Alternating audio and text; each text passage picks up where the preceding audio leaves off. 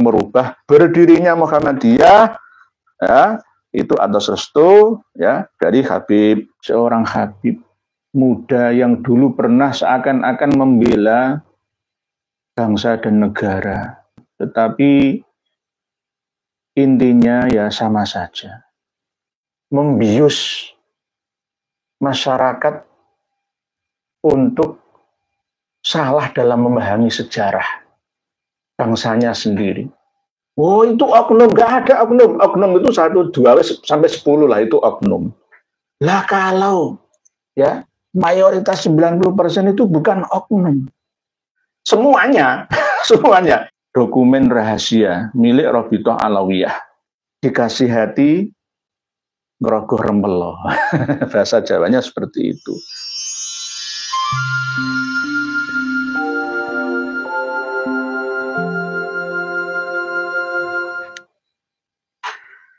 Bismillah, alhamdulillah, Allahumma sholli wa sallim wa barika ala nabiyyina Muhammad ibn Abdullah wa ala alihi wa sahbihi wa mawalah. Saudara-saudariku semuanya, sambil membenahi tatanan sejarah bangsa ini yang sudah kadung diacak-acak, diocar-acir ini oleh Habib Alawi, maka kita semua sebagai anak negeri wajib untuk meluruskannya. Di antaranya malam hari ini ada bukti yang disampaikan berkali-kali oleh seorang Habib muda yang dulu pernah seakan-akan membela bangsa dan negara, dekat dengan Kang Mas Dudung Abdurrahman, tetapi intinya ya sama saja, yakni tetap kastanya lebih tinggi dari kita, ingin lebih dari segalanya, bahkan tidak sungkan dan takut-takutnya untuk merubah sejarah bangsa kita. Di antaranya adalah sejarah tentang organisasi yang berbasis agama, yakni NU dan Muhammadiyah. Sebagaimana dulu, saya ulangi, sebagaimana dulu, sebelum ada NU dan Muhammadiyah itu sudah berdiri Robitoh Alawiyah, organisasinya para Habib. Pengurusnya Kiai Haji Ahmad Dahlan, Kiai Hashim Asy'ari, Mbah Wahab, itu pengurusnya. Begitu Kiai Ahmad Dahlan membuka Muhammadiyah, Mbah Hashim jadi pengurusnya. Bla bla bla. Muhammadiyah lebih dulu berdiri tanggal 18 November 1912 Masehi, sedangkan Nahdlatul Ulama berdiri 14 tahun berikutnya, yakni tanggal 31 Januari 1926 Masehi. Namun apa yang terjadi? Habib Husain Ba'aqil dari Tuban, keponakannya Habib Jamal bin Toha Ba'aqil dari Malang, tega-teganya merubah sejarah, mengatakan bahwa Robitoh Alawiyah itu yang pertama kali berdiri sebelum didirikannya organisasi Muhammadiyah. Monggo. Robitoh Alawiyah itu didirikan, diresmikan pada tahun 1928, 2 bulan setelah diikrarkannya Sumpah Pemuda. Prosesnya sebenarnya sejak Januari sampai Maret. Prosesnya itu. Lalu baru di Desembernya itu diakui resmi oleh Belanda. Surat pertama kali terbit itu dikeluarkan di daerah atau residen Bogor oleh Belanda. Tahun 1928, bulannya Desember, tanggalnya 27. Sebelumnya itu perkumpulan Ar-Rabitatul Alawiyah. Baru setelah itu menjadi Rabithah Alawiyah atau Rabitatul Alawiyah. Ini gimana tahu tahun apa enggak? Ngerti tahun apa enggak? Anak TK aja itu bisa mikir gitu ya. 27 Desember 1928. Lebih duluan 1928 daripada 1912. Iki piye ngitungnya loh. Ngitungnya gitu piye gitu. Gitu. Kalau kita mungkin sudah tercerahkan, cerdas bersama, tetapi anak-anak kita, santri-santri yang mendengarnya, jamaah ibu-ibu muslimat fatayat, yang kurang memahami sejarah bangsanya, ya mesti ya saja. Berarti Rabithah Alawiyah itu sudah berdiri sejak sebelum berdirinya organisasi Muhammadiyah dan Nahdlatul Ulama. Berarti organisasi keagamaan yang ada di Indonesia ini, embrionya adalah mereka, RA itu, Rabithah Alawiyah. Padahal ini semua adalah klaim yang tidak ada dasarnya. Jadi kita dituntut untuk kritis, bukan suudon, kritis. Karena saat ini kita yang lugu ini ternyata dikibuli, ya, oleh orang-orang yang tak tahu diri.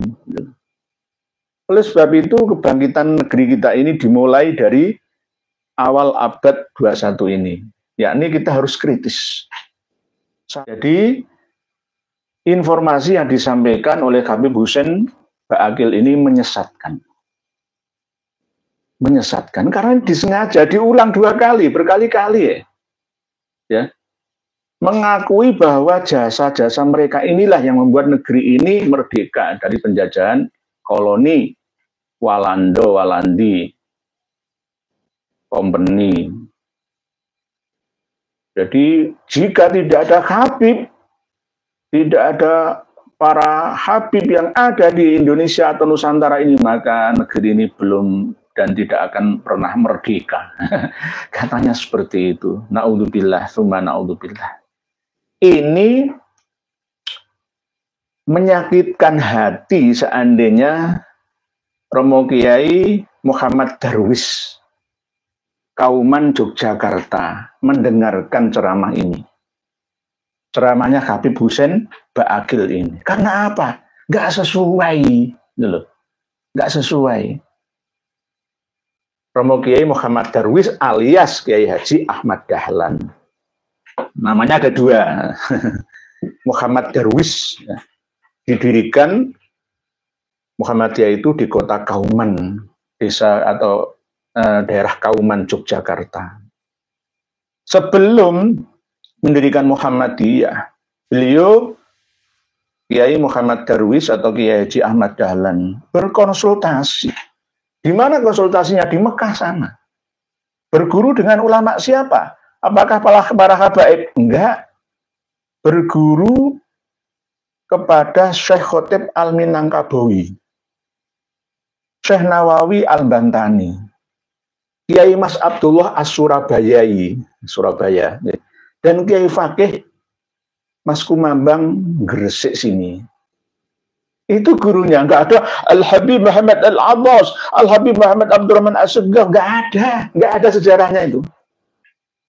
Nggak ada sejarahnya. Nah, kalau memang ada secara formal restu-restu para Habib itu ya wajar, silaturahmi itu kan ya wajar ya. Sama seperti klaim sepihak yang dilakukan oleh para habaib atas restu kepada Hadratus Syekh Kiai Haji Hasyim Asy'ari yang akhirnya berdirilah Jam'iyah Nahdlatul Ulama. Itu juga katanya atas restu dari habaib. Ngapusi. Justru NU berdiri itu atas restu dari Mbah Khalil Bangkalan. melalui utusannya Romo Yai As'ad Syamsul Arifin Situbondo, didukung oleh kiai-kiai sepuh sebelumnya Pak Yai Wahab Hasbullah, Pak Bisri Sansuri, Raden Asnawi Kudus. Berikutnya generasi setelahnya ada Pak Yai Ma'ruf Kedunglo, Bayi Mahrus Alilir, semuanya ulama-ulama kita. Tiba-tiba diklaim, wah semua jasa Habib. Jangan percaya. Jangan percaya. Inilah yang namanya pembohong.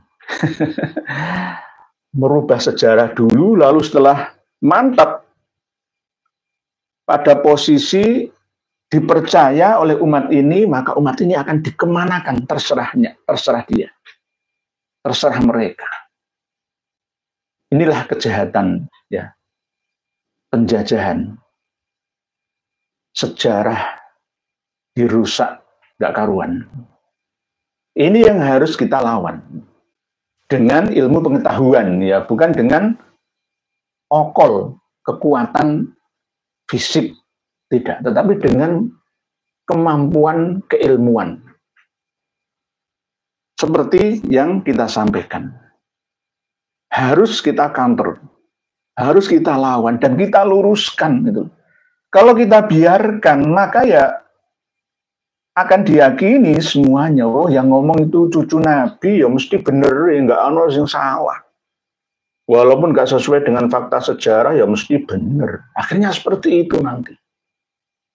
Tidak hanya makam sejarah yang dimakamkan, ya, organisasi pun dirampas. Intinya kita kembali pada rumah global, rumah besar bangsa Indonesia itu adalah milik Tarim. Kembalikan ke rumah besar ini. Kalau rumah besar ini sudah diakui sepihak Jawa Bintu Tarim, maka semuanya akan ikut. Tak tersisa nanti. Saya nanti kalau meninggal dunia, ya, setelah 20 tahun mungkin saya akan diakui menjadi Al-Habib Muhammad Nur Ihya As-Salafi Al-Abbas. Dirubah sejarah saya. Kalau kita diam saja. Oleh sebab itu doanya Dr. Sugeng Sugiyarto, kiai-kiai muda sekarang ini jangan mati dulu. Nanti kalau mati duluan dihabibkan semua. Bener, leres jenengan nggih. Dr. Sugeng Sugiyarto, walaupun beliau itu ahli DNA, tapi agama pun ya sebenarnya beliau menguasai dari sudut pandang sufi. Jadi kita harus berhati-hati ketika kita mendengar ceramah-ceramah habaib seperti ini. Semuanya, semuanya. Saya nggak bisa milih.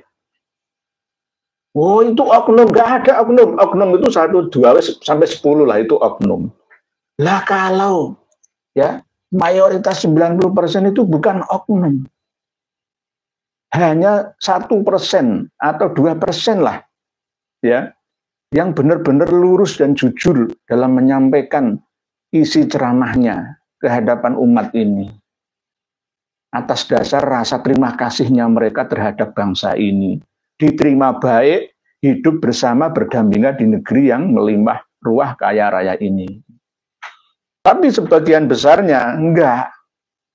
Malah justru dikasih hati ngerogoh rempelo. Bahasa Jawanya seperti itu. Jadi kembali kepada materi ngaji malam hari ini, yakni apa yang dikatakan oleh Habib Hussein Ba'akil Tuban itu 100% salah. Siapa yang menyalahkan? Sejarah, bukan saya. Sejarah. Coba cari sejarah singkat berdirinya Muhammadiyah. Cari sejarah singkat berdirinya Nahdlatul Ulama. Nggak ada. Tercantum nama-nama habaib yang merestui. Tanpa restu habaib, NU nggak bisa berdiri. Muhammadiyah nggak bisa berdiri. Nggak ada sejarah itu. Nggak ada. Mungkin, yaitu tadi, mungkin Habib Hussein Ba'akil ini gurunya atau megurunya ke Tarim sana, mungkin lah ya. Kalau megurunya ke orang Indonesia, ke kiai ya, nggak akan ya memahami seperti ini. Pemahaman yang salah terus diulang-ulang akan menjadi seakan-akan sebuah kebenaran. Kebatilan yang dipropagandakan, diulang terus-menerus masif, maka akan dianggap sebagai sebuah kebenaran. Di 50 tahun yang akan datang akan dicatat oleh penulis abad ini, lalu akan dibukukan. Terus disalin, dipindah ulang, ditulis ulang oleh tokoh-tokoh yang akan datang dan akan menjadi sebuah kebenaran, seperti halnya kebenaran silsilah nasab Ba'alawi sampai yang kita ributkan sekarang ini. Sama persis, perilaku seperti ini ditiru oleh para habib yang ada di negeri kita, yakni dengan cara merubah sejarah, ya, merubah makbaroh, ya, merubah apa saja yang perlu dirubah. Wong jelas yang Khaul Habib Al-Habsyi Ali Al-Habsyi Solo itu 800 juta pengunjung. Tulisannya 800 juta. Kok bisa ya? Sekelas penerbit, ya, dan staf pejabat sensus yang ada kok bisa ya? Kena ya? Kekuatan apa ya? Sihirnya apa? Itu kadang-kadang itu heran saya. Sangat-sangat heran saya itu. Pernah kami sampaikan kepada panjenengan semua tentang kalimat An-Nafi'ah, tentang doktrin-doktrin Rabithah Alawiyah. Inti dari didirikannya Rabithah Alawiyah itu untuk apa dan siapa. Ada 31 poin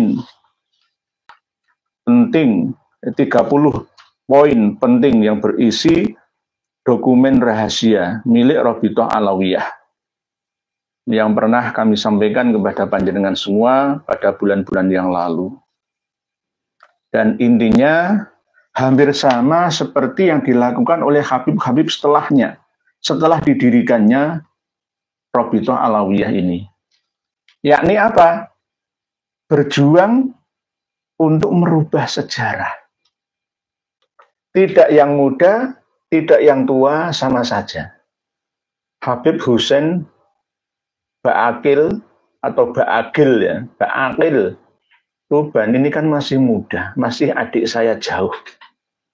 Tapi sudah terkontaminasi virus membius masyarakat untuk salah dalam memahami sejarah bangsanya sendiri. Berkat jasa para habaib yang ada di Ar-Rabithatul Alawiyah, maka berdirilah yang namanya Muhammadiyah.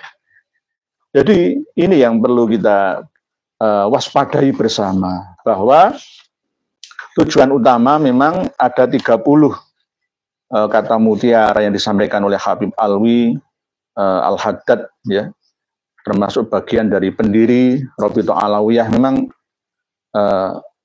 benar-benar telah merasui ya memori para Habibah Alawi. Ini kami dapatkan, ini termasuk rahasia ini ya. Di antaranya adalah jika seorang Alawi menentang para pendahulunya, maka ia kehilangan akhlak yang bagus dan perbuatan yang baik. Jadi tetap dipertahankan tradisi menutupi kesalahan seakan-akan sebuah kebenaran itu diulang terus dilakukan gitu. Jika saja kaum Alawin tidak berpegang teguh dengan pegangan kafaah, maka sudah jatuh akhlak mereka sejak dahulu. Nah ini berbahaya. Kekayaan alam kaum Alawin di Jawa akan kembali menjadi kemiskinan yang parah dan bercerai-berai selama mereka tidak memelihara pagar agama dan akhlak dan tidak tumbuh tolong-menolong di antara kelompok mereka. Bukan seluruh bangsa Indonesia. Di antara kelompok mereka sendiri. Eksklusif, internal mereka. Jika seorang Alawi bercampur dengan orang dusun, ia akan menjadi beku dan membatu. Dan jika ia terlalu bercampur dengan orang-orang umum, maka ia akan menjadi terlalu longgar, sehingga tak dapat menjadi kokoh dengan kaumnya. Ini saya punya Ini sebagian kiai-kiai banyak yang minta, tapi yang saya kasih cuma orang-orang tertentu saja. Karena ingin bukti ya, saya bisa membuktikannya. Jadi untuk kalangan mereka, nggak ada untungnya kita. Katanya tadi, Allahu Akbar, Bung Tomo itu dari Habib. Mana Habib yang berjuang, arek-arek Surabaya, didukung arek Madura, arek Malang, arek Jombang, arek Cirebon, arek Jawa Tengah, ngelawan Inggris, Nica, Gurkha, sampai mati ribuan, omah dibakar, ngungsi ke Kriyan, gak karu-karuan, orang no Habibe. Saya orang Surabaya, karena Habibe. Turun Allah Akbar Habib ngapusi klaim. Lah Allah Akbar Bung Tomo ya Islam. Bung Tomo ya Islam. Pejuang, meguri ya kiai-kiai ku, Kiai Ndresmo, Kiai Bangkalan, Kiai Sampang, Kiai Jombang, Nganjuk, Kiai Suruan, Pasuruan, Kiai Gresik, Kiai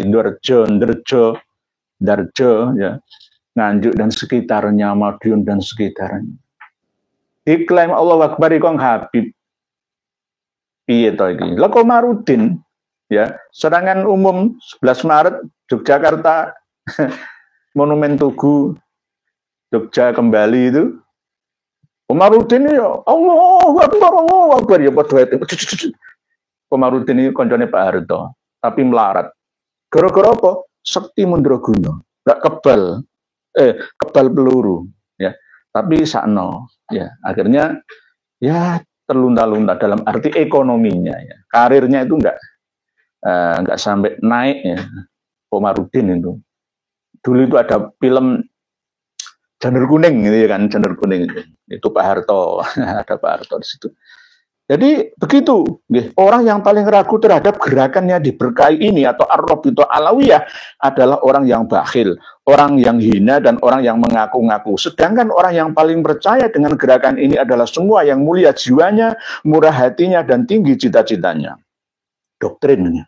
Percayalah bahwa kalian adalah kaum yang tertinggi. Ini doktrinnya harus dihapus ini. Ini sama dengan doktrin Yahudi. Ketika memasuki tanah suci Palestina, merampas hak-hak warga asli Palestina. Ya, seperti ini. Percayalah bahwa kalian adalah kaum yang tertinggi. Jadi Pak Alawi, Habib itu kaum yang tertinggi. Ini didoktrinkan kepada anak cucunya mereka. Mulai kecil sudah harus dianggap sebagai anak emas, anak raja di raja. Oleh sebab itu saya kan pernah berkata, sejak sekarang para habaib tolong jangan lagi doktrin seperti ini terhadap anak cucu kalian.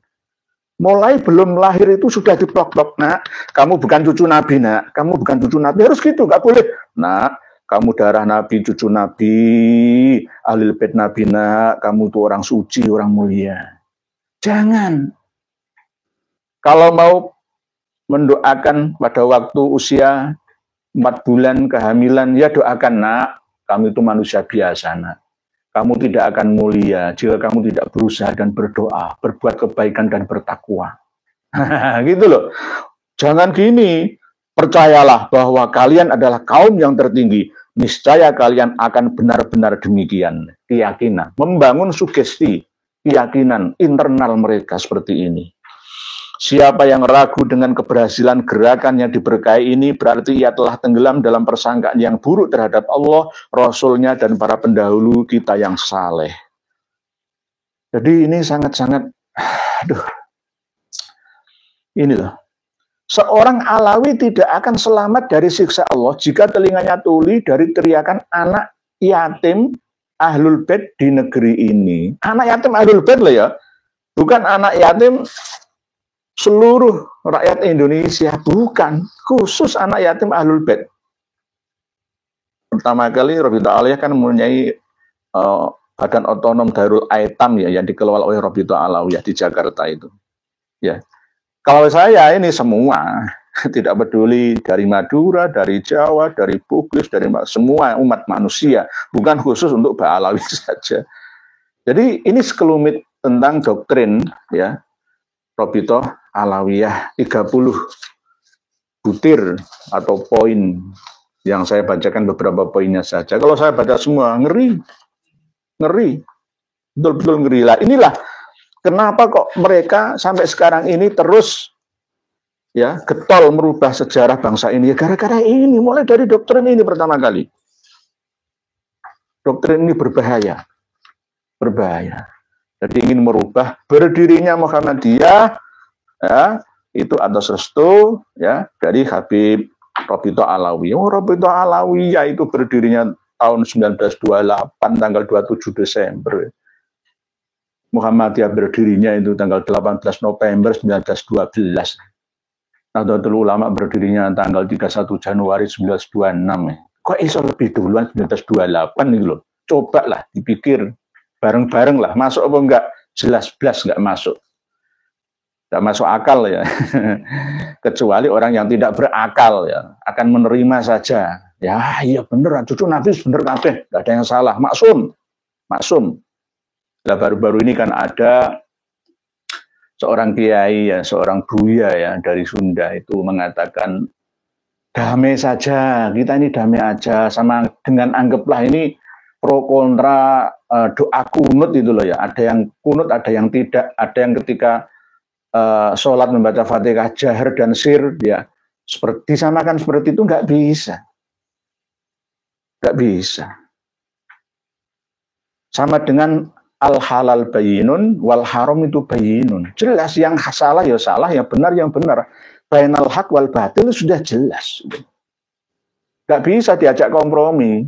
Sama dengan kalau saya kompromi dengan Habib Alawi menerima husnudzon silsilah nasab mereka, berarti saya melukai kesucian nasab Nabi dan keturunannya yang asli. Dan saya mengorbankan seluruh rakyat Indonesia ini.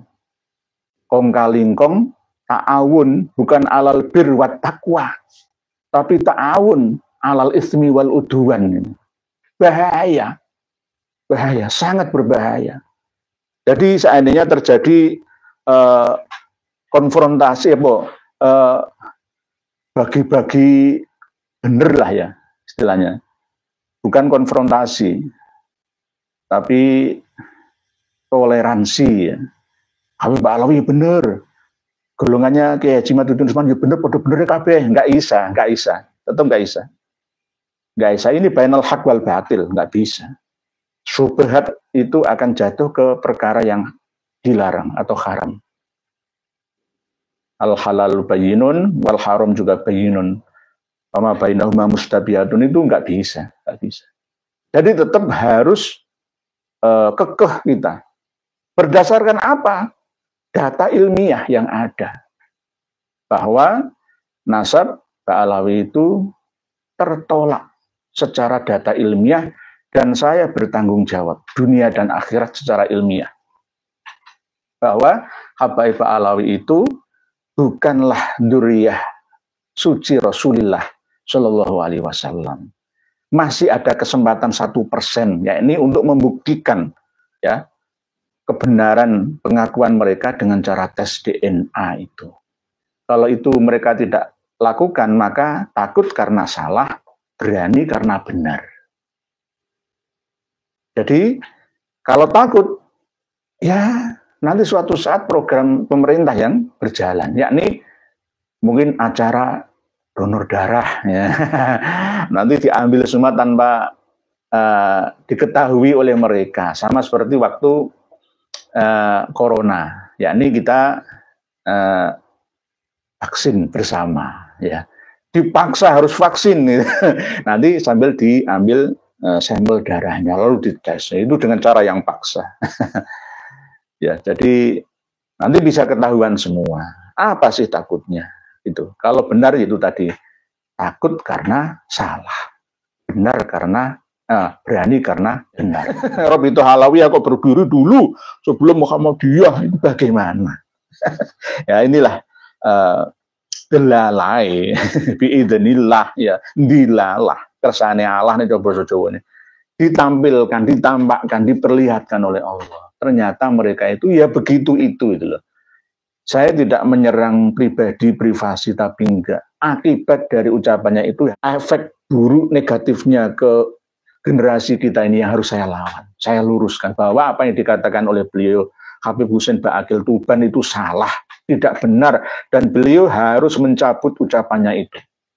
Harus meralatnya, merevisinya, menyampaikan yang sebenarnya sesuai dengan data dan fakta sejarah yang ada. Walafu minkum, wallahu a'lamu bissawab. Wassalamualaikum warahmatullahi wabarakatuh.